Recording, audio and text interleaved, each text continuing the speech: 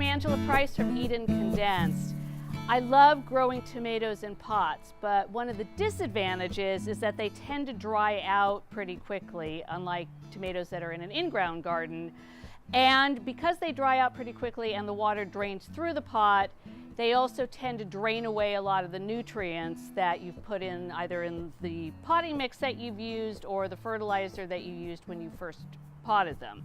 So I do recommend with potted tomatoes that you do some sort of fertilizer at least every 14 days until the fruit starts to swell and starts to color, and then you can pull back on the fertilizer.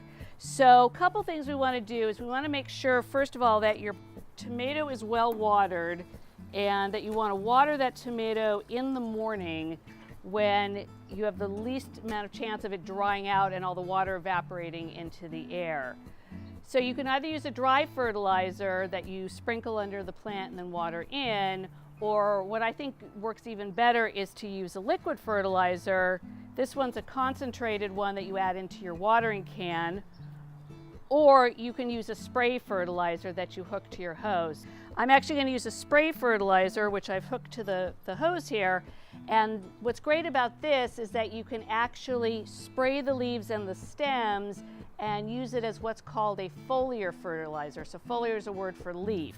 So I've got this hooked to my hose is on. I want to give this a good shake to mix up all the ingredients. And then we've got the little thing here. And there we go. So always a little surprise there. And then you want to soak the leaves and the stems really well.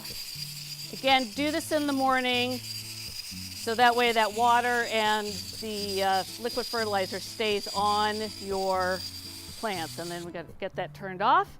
And then what'll happen is that the fertilizer will actually absorb through the leaves. So remember, you want to fertilize every 10 to 14 days or so until the fruit starts to set, and then you're going to have some pretty amazing tomatoes. So happy growing, and I'll see you on the next video.